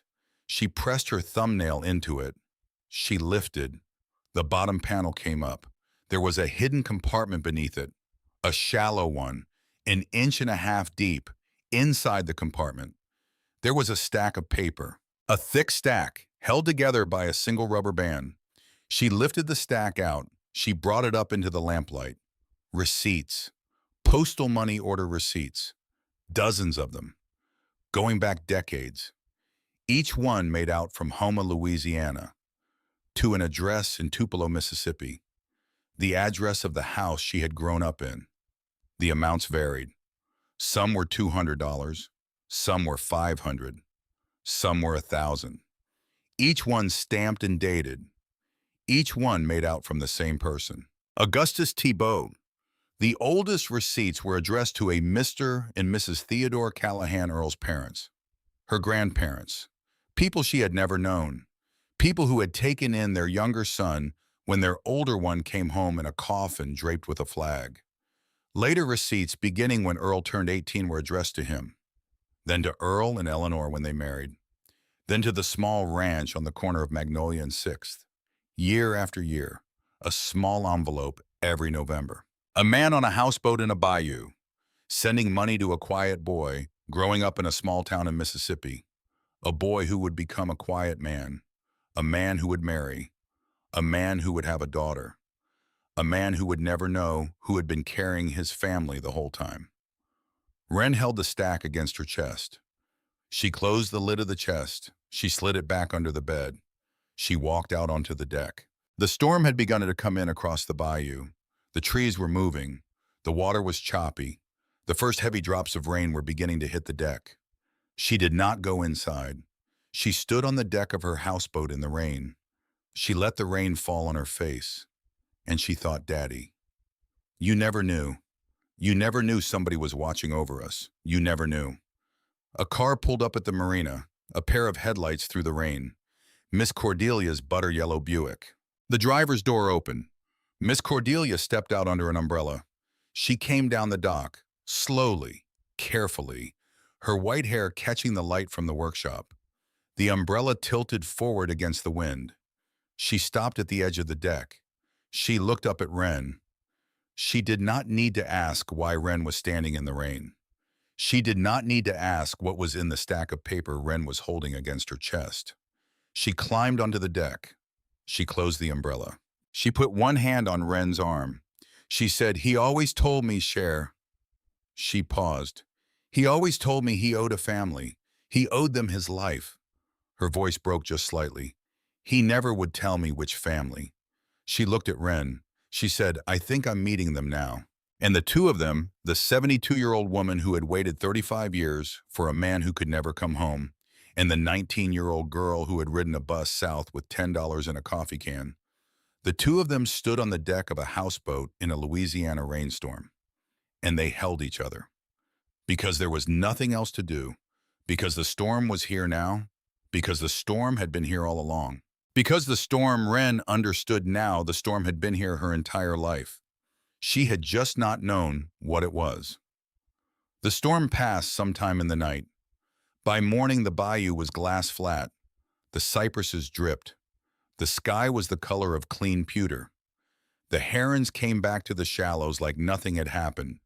Wren had not slept. She sat on the deck of her houseboat with a cup of coffee she had not touched. The mug had gone cold an hour ago. The stack of postal money order receipts was still on the cabin table, beside her father's 8 envelopes, beside Gus's journal, beside the empty canvas bag from 1985. Everything she knew about her family, everything she had not known, sitting on one small cedar table, in one small cabin, on one small boat. Miss Cordelia had slept on the bench. She had not wanted to drive home in the rain. She was awake now, too, sitting up, her white hair down around her shoulders, a blanket around her like a shawl. Neither of them had spoken much. There were not words for it yet. There would be, but not yet. Zeke arrived at 6:30 with 3 breakfast biscuits in a paper bag and a thermos. He climbed onto the deck. He looked at the two of them. He said, "You both look like you have been hit by a truck." Miss Cordelia said, "Augustus saw a truck once. He never quite recovered." Zeke went still. Then he laughed. It was the kind of laugh that came out before he could stop it. A laugh that started low in his chest and broke open on the way up. A laugh from a man who did not laugh often. Miss Cordelia smiled. So did Wren. A small smile. Not a full one, but the first real one of the morning. Zeke handed out the biscuits. He sat down on the gunwale. He said, "All right, talk to me. What did you find?" Wren slid the journal across the table. She slid the stack of receipts across the table. She said, "My father's older brother saved Gus's life." Zeke stopped chewing. She said, "My uncle. I never knew I had an uncle." She paused. His name was Hollis Callahan. He died at Beirut. He pushed Gus down an embankment 2 seconds before the truck hit the building. She tapped the receipts. And Gus spent the next 30-some years sending my family money, quietly, by postal money order. Nobody in my house knew where the money came from. She paused again. Including my father. Zeke set his biscuit down. He looked at the receipts for a long time. He looked at Wren. He said, "Lord have mercy." That was all he said. He did not need to say more. The lawyer Marguerite Boucher came down to the dock that afternoon. She was in her 60s, steel gray hair cut short, reading glasses on her head, a canvas tote bag full of folders. She climbed onto the boat. She sat down at the cedar table. She set her tote bag on the bench. She looked at the journal. She looked at the receipts. She looked at Wren. She said, "Honey, you have a case." Wren said, "We had a case." Marguerite said, "We had a case. Now we have a story." Wren said, "What's the difference?" Marguerite took off her reading glasses. She folded them. She set them on the table. She said, "A case is paper. A story is a courtroom." She looked at Wren. "Sterling Whitmore brought us a case. He brought us a document claiming his client is a third cousin twice removed on Gus's mother's side.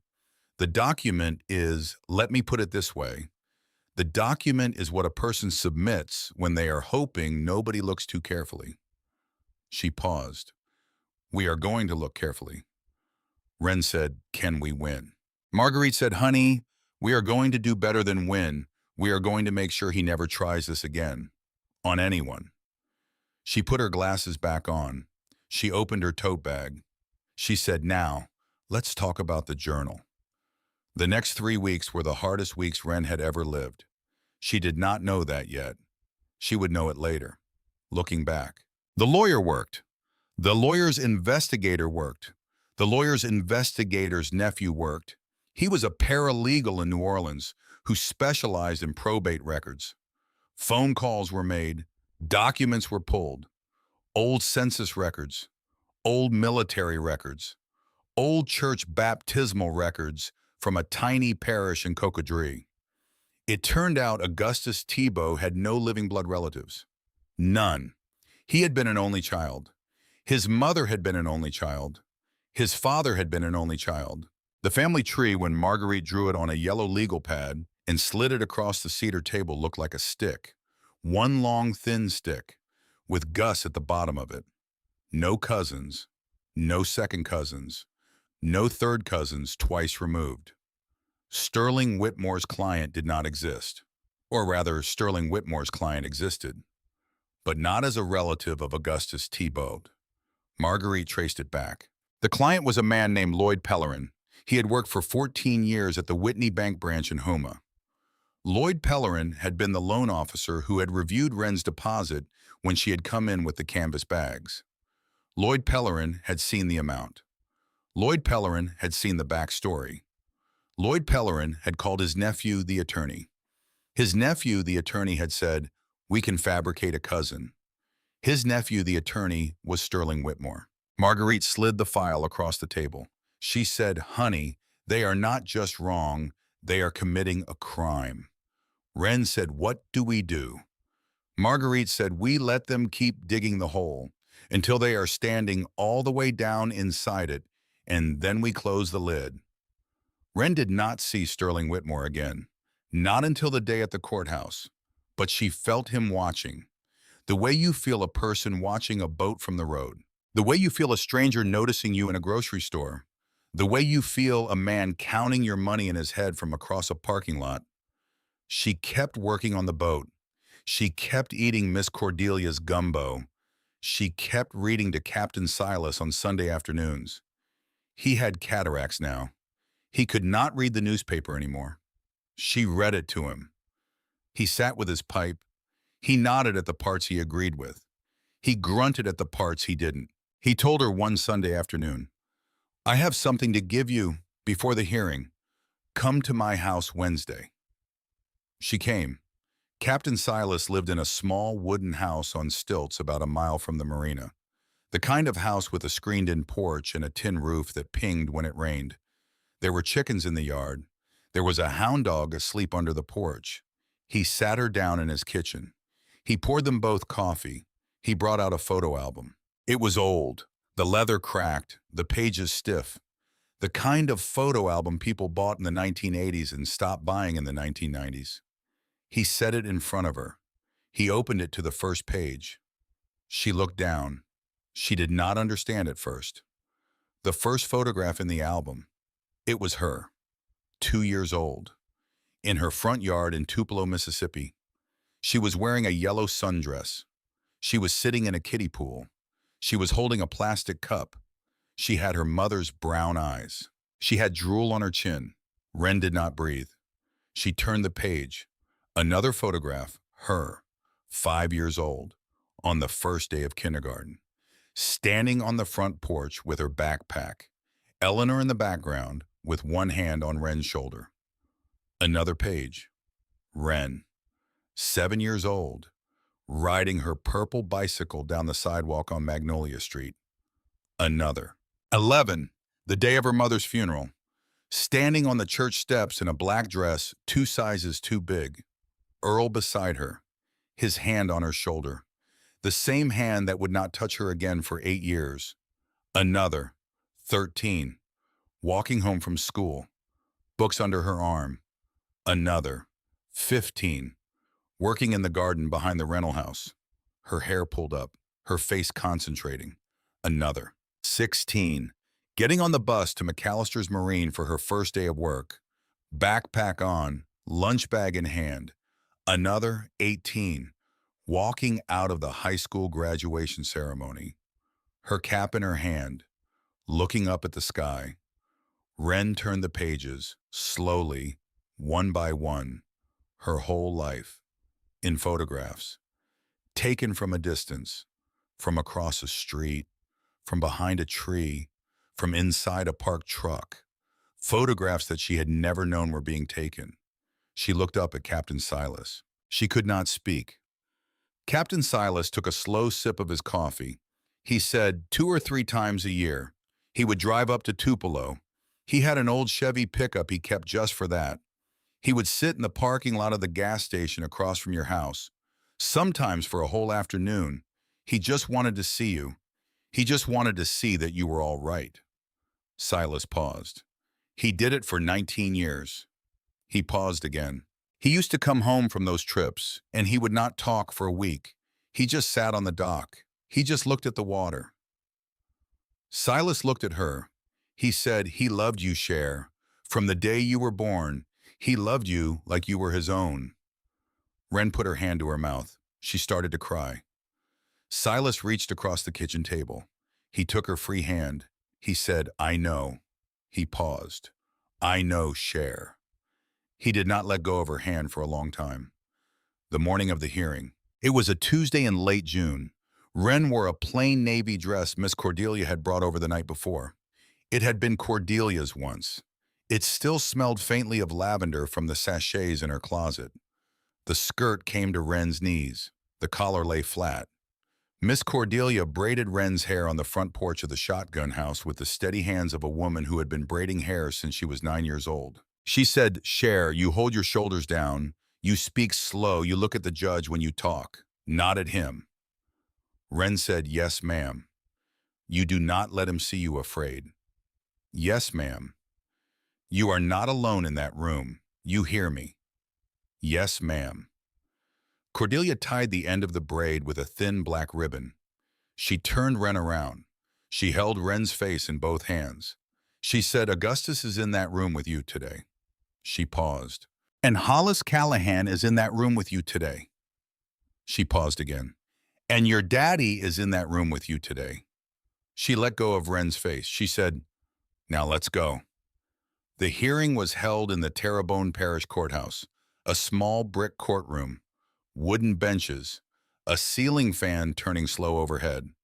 The judge was a woman in her 60s named Honorable Yvonne Pelletier. She had hair like a steel bell. She had eyeglasses on a chain. She did not smile.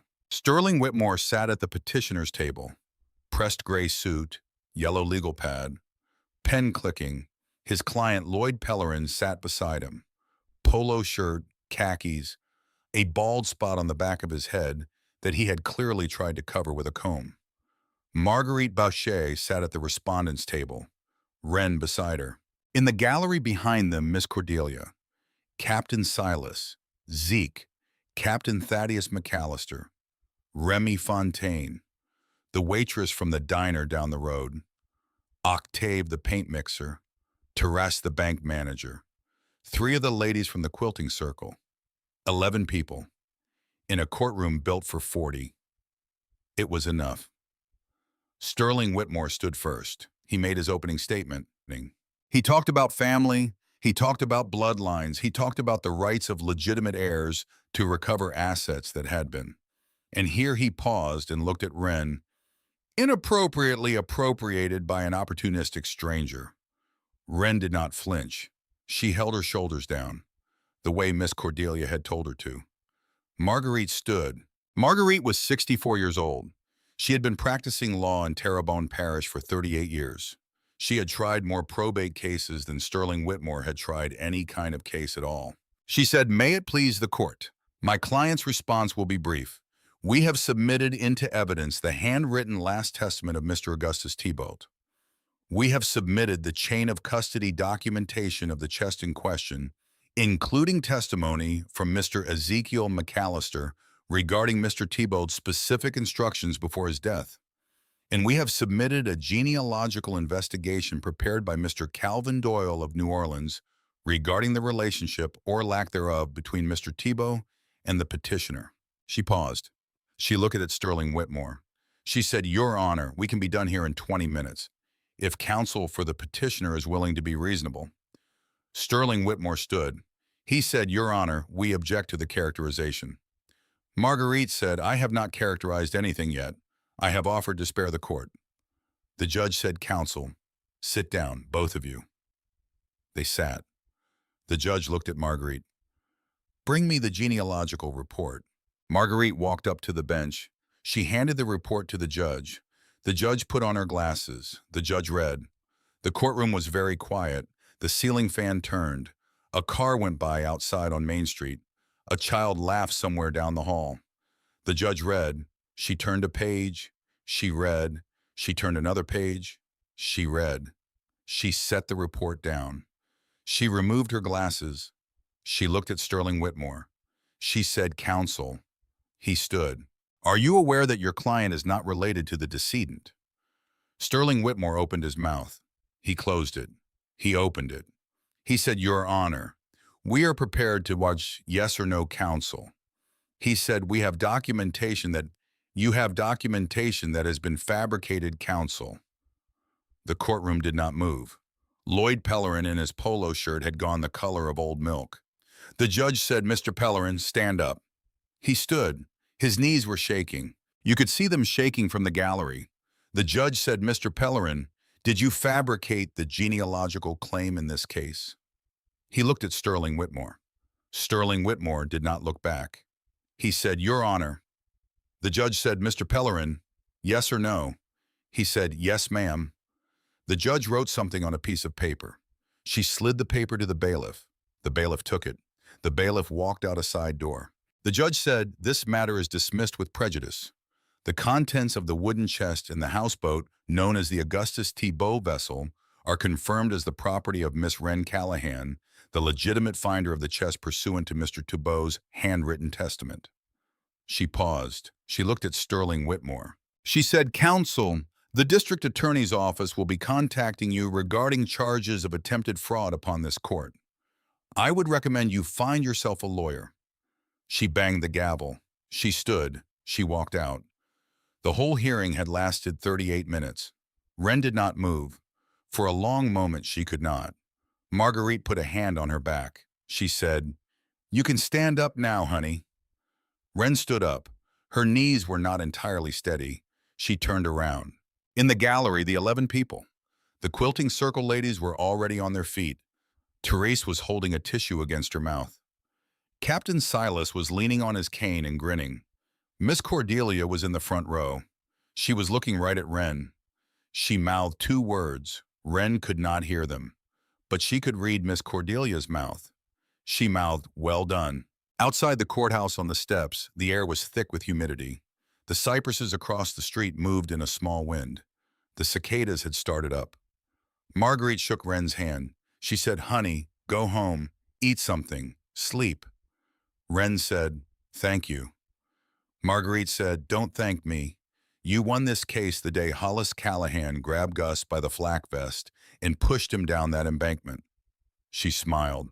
For the first time Wren had ever seen her smile. She said, "Your uncle saved Gus. Gus took care of your family for 30 years. The universe was just balancing its books today." She turned around. She walked down the courthouse steps. She got into her Subaru. She drove away. Wren stood there for a moment, just standing, just breathing, just letting it land. Miss Cordelia came up beside her. She said, "Come on, Cher. Come back to my house. I have something for you." The little shotgun house was cool inside. The window unit was running. The afternoon light came in, slanted through the curtains. Miss Cordelia sat Wren down in the front parlor, the same parlor where Wren had first seen the photograph of Gus. Miss Cordelia disappeared into the back of the house for a long minute. When she came back, she was carrying a small wooden box. It was cedar, about the size of a paperback book. It had been polished a long time ago. The grain was warm. The corners were rounded with handling. She sat down across from Wren. She set the box on the coffee table. She put her hand on top of it. She did not open it yet. She said, "Cher, I need to tell you what this is before I open it. Are you ready?" Wren nodded. "Augustus gave me this box 21 years ago. He came to my front door. He had not knocked on my front door in 15 years at that point. He had only walked past it every Sunday." She paused. "On that particular Sunday, he knocked." Wren did not breathe. He said, "Cordy, I am giving you something. I want you to keep it. I want you to keep it for the rest of your life. And one day somebody is going to come into your life, somebody who has lost too much, somebody who needs to know." Miss Cordelia smiled. It was a small smile, a trembling one. "He said when that person comes, you give them this, not before." She paused. "I said, Gus, what is in the box?" He said, "Cordy, you know what is in the box. You have always known." Miss Cordelia looked at Wren. "I have had this box on the shelf of my bedroom closet for 21 years. I have not opened it." She paused. "I have not opened it because I did not need to." She slid the box across the coffee table to Wren. She said, "Cher, you open it." Wren put her hands on the box. The cedar was warm. She lifted the lid. Inside the box, a folded piece of paper, a small velvet pouch, and a second envelope, smaller than the first one in the chest. The same handwriting. Wren picked up the velvet pouch first. She loosened the drawstring. She tipped it into her palm. A ring, a simple gold band. The kind of wedding ring a young man buys when he is 21 years old, and he does not have very much money, but he has a girl and he loves her, and he means it. It was small, a woman's ring. Wren set it gently on the coffee table. She picked up the folded paper. She opened it. Her hands were steady this time. She read it aloud. Cordy, I am giving this to you. I want you to have it. I bought it in Naples in 1983, 2 weeks before we shipped to Beirut. I had been saving for it for almost a year. I was going to give it to you when I came home. You know what happened. I came home. I could not walk into your house. I could not put this ring on your finger. I could not give you the life I had told myself I was going to give you. I am sorry. I am sorry, Cordy, but I want you to know, for the rest of your life, I want you to know, I never gave this ring to anyone else. I never wanted to give it to anyone else. This was always yours. Whether I could give it to you or not, this was always yours. If the day ever comes when a young person walks into your life, a young person who has lost too much, who is trying to understand how a person stays alive after the worst has happened, you can give them this ring. Or you can keep it. It is yours. But I want them to know, love is not wasted because it does not arrive.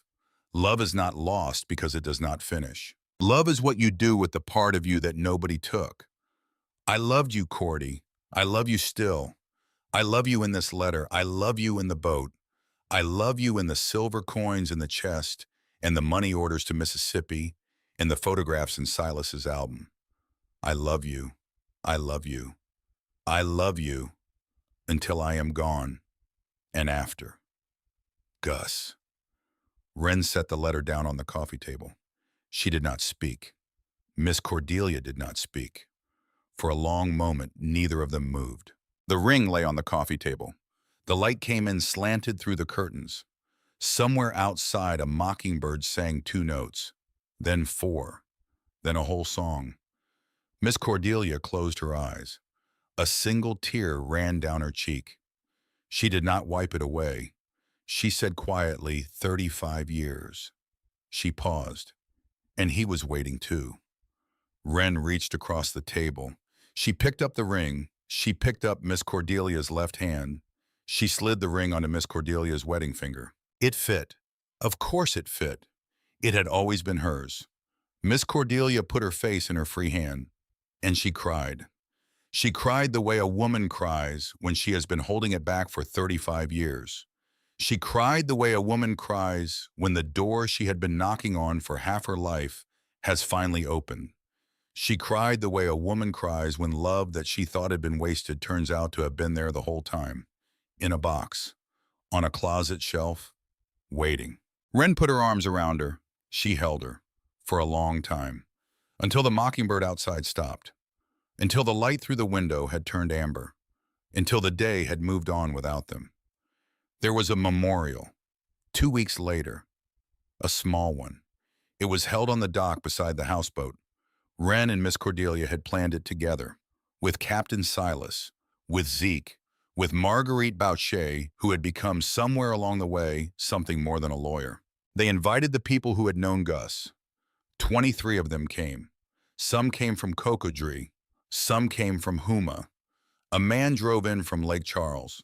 2 old Marines came from Slidell. Their dress blues were a little tight around the middle now. Their hands were a little stiffer, but they came. The honor guard came from Naval Air Station Bellechasse. They came in their dress uniforms. They stood in formation at the edge of the dock. It was the first official military honor Augustus Thibault had ever received. He had refused them his whole life. Wren had requested it for him, posthumously. A second flag was folded. A second flag was presented. The bugler played taps. The sound carried out across the bayou and into the cypress trees and bounced back from the far bank and came home. The honor guard captain, a young woman in her 30s, knelt in front of Miss Cordelia. She handed Miss Cordelia the folded flag. She said, "On behalf of a grateful nation, ma'am." Miss Cordelia took the flag. She held it against her chest. She nodded once. She did not speak. She did not need to. After the formal portion ended, Wren stood up. She had a piece of paper in her hand. She had practiced. In the cabin. The night before. With Miss Cordelia listening from the bench. She had practiced because she had not wanted to cry. She read, "Gus Tebow was a Marine. He served in Beirut in 1983. He lived through a day that 241 of his brothers did not. He came home. He bought this boat. He lived on her for 33 years. He did not marry. He did not have children. But he loved one woman for his entire life. And he loved a family he had never met for 30 years. And he saved their lives with his own savings, quietly, without ever being thanked." She paused. "That family was mine." She paused again. "My uncle's name was Hollis Callahan. He died at Beirut on October 23rd, 1983. He was 19 years old. He has a niece, 19 years old, who is standing here today because of what he did for a stranger 43 years ago." She looked at the bayou. She looked at the line of cypresses. She looked at the cypress grove behind the marina where a small wooden marker still stood over a long dead dog named Dolphin.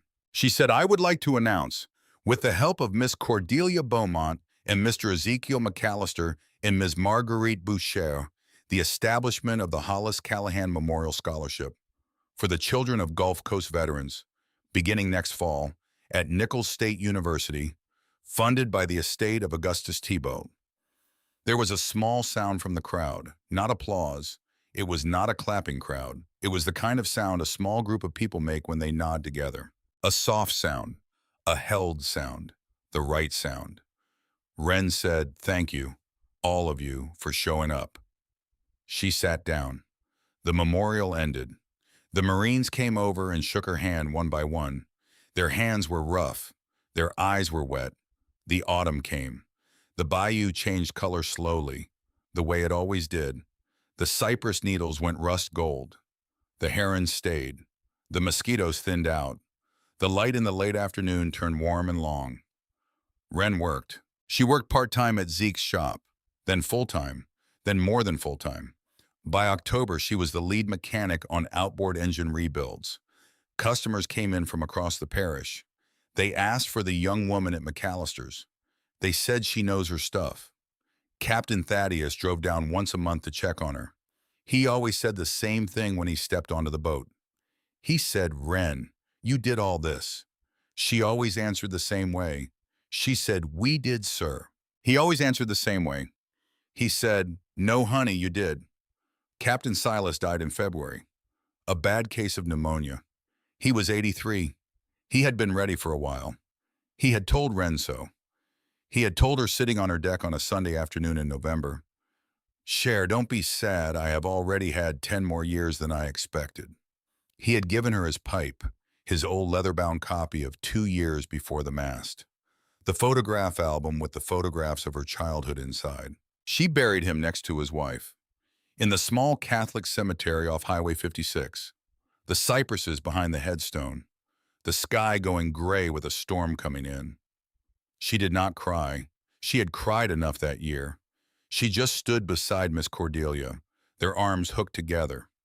Two women, a 73-year-old woman and a 20-year-old girl, saying goodbye to one of the few men either of them had ever fully understood.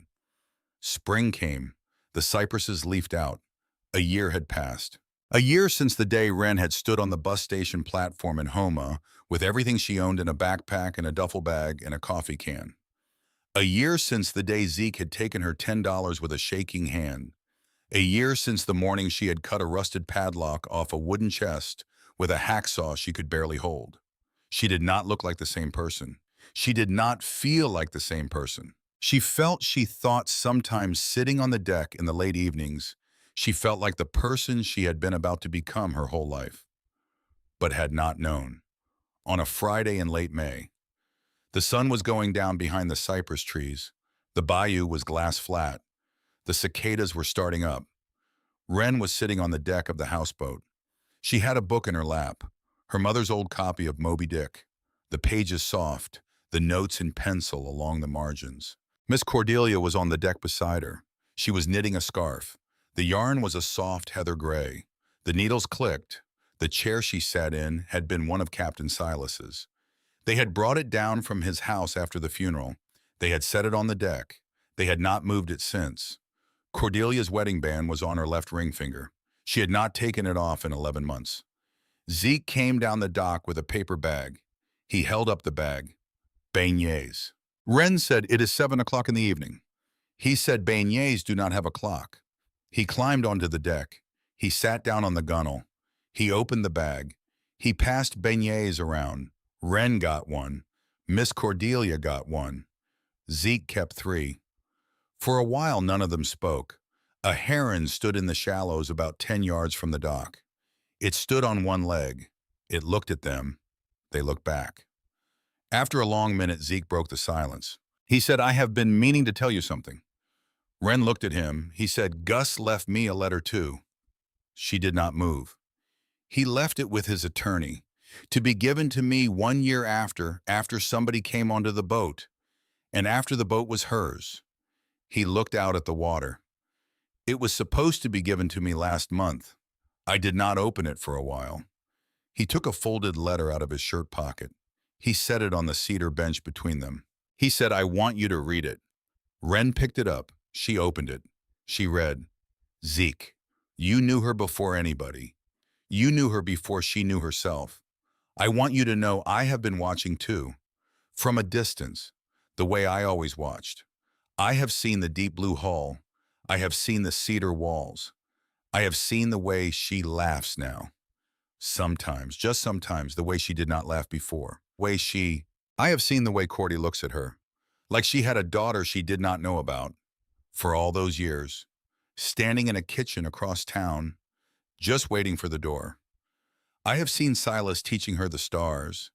I have seen the way you stand at the workshop door at the end of the day and you watch her walk down the dock. The way you watch her like she was your own. She is not mine. She is not yours. She is not Cordy's. She is not Silas's. She belongs to herself.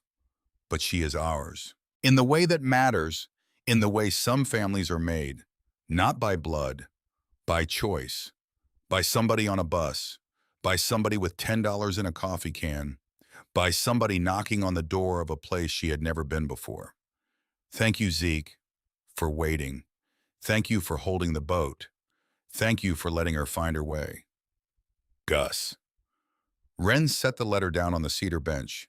She did not say anything. She could not. Zeke cleared his throat. He said, "I just thought you should know. He saw you. He saw you the whole time." Wren nodded. She still could not speak. Miss Cordelia reached over. She put her hand on Wren's hand. She did not say anything either. The 3 of them sat there on the deck of the houseboat in the late evening light. The heron lifted off the water. It flew low and slow across the bayou and disappeared into the cypresses.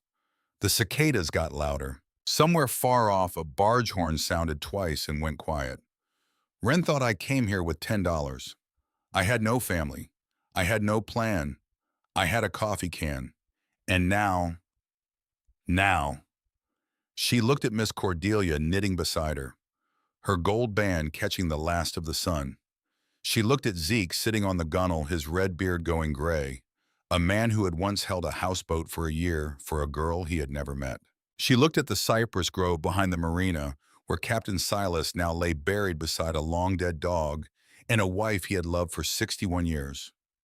She looked at the chest under her bed, where her father's 8 envelopes lay beside one empty canvas bag from 1985. She looked at the deep, dark blue hull. She thought, "I did not inherit money. I inherited a story."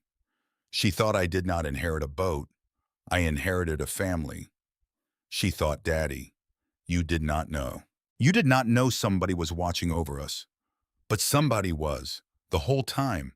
And she leaned her head against Miss Cordelia's shoulder. And Miss Cordelia kept knitting. And Zeke ate another beignet. And the sun went down all the way behind the cypresses, and the houseboat rocked once, very gently. So if you are watching this tonight and you have ever felt lost, if you have ever sat across the table from a quiet father who could not say the words, I want you to remember what Ren Callahan learned in a small bayou town in southern Louisiana. You are not as alone as you think. There are letters in drawers that were never sent. There are bags of silver in chests that were never opened. There are women in small houses with rings and cedar boxes on closet shelves, just waiting. For the day you walk in, somebody is keeping you too, somewhere, right now. You may not know their name yet, but they know yours. They have known yours all along.